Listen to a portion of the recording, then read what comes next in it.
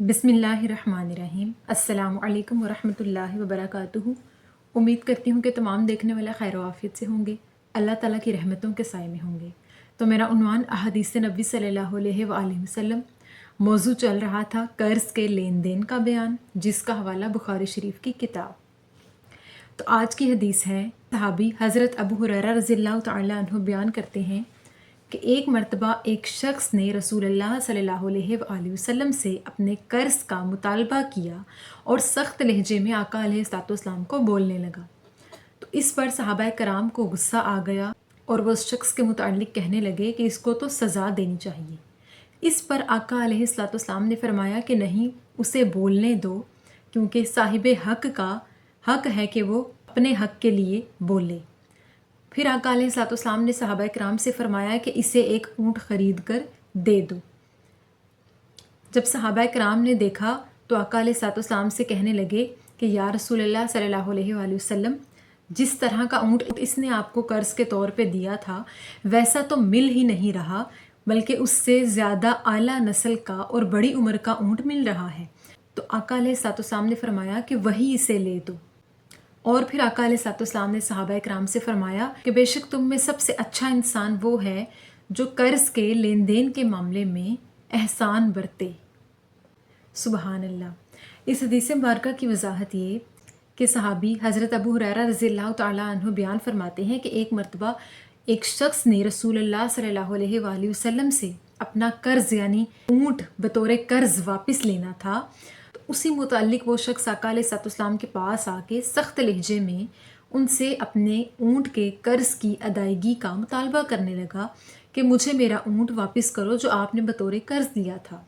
जब सहाबा कराम ने उसकी बदतमीज़ी और सख्त लहजा देखा तो सहाबा कराम उस पर गुस्सा करने लगे और कहने लगे कि इसको तो सज़ा होनी चाहिए कि ये रसूलुल्लाह सल्लल्लाहु अलैहि वसल्लम से किस लहजे में बात कर रहा है।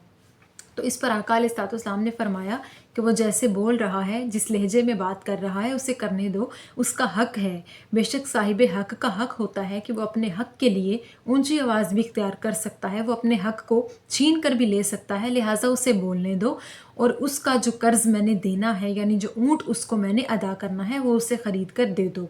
जब आका अलैहिस्सलाम ने सहाबा कराम को अपने कर्ज़ की अदायगी का यानी ऊँट को वापस करने का हुक्म दिया तो सहाबा कराम ने जब देखा और ढूंढा तो आकर फरमाने लगे कि या रसूलुल्लाह सल्लल्लाहु अलैहि वसल्लम, जो आपने इससे ऊँट बतौर कर्ज़ लिया था वैसा ऊँट तो नहीं मिल रहा, लेकिन उससे ज़्यादा आला नस्ल का और बड़ी उम्र का ऊँट मिल रहा है, यानी उससे अफजल ऊँट मिल रहा है। तो आका अलैहिस्सलाम ने कहा कि वही ले दो। इस पर सहाबा कराम ने हैरानगी से वही खरीद कर उसे वापस कर दिया और रसूलुल्लाह सल्लल्लाहु अलैहि वसल्लम के कर्ज़ की अदायगी उनके हुक्म के मुताबिक कर दी। यानी सहाबा कराम इस बात पर हैरान हो गए कि आका अलैहिस्सलाम ने जो उस शख्स से बतौर कर्ज़ ऊँट लिया था वो तो सस्ता और आम सी नस्ल का था, लेकिन जब वापसी का वक्त आया तो वैसा ऊँट मिलना नामुमकिन था।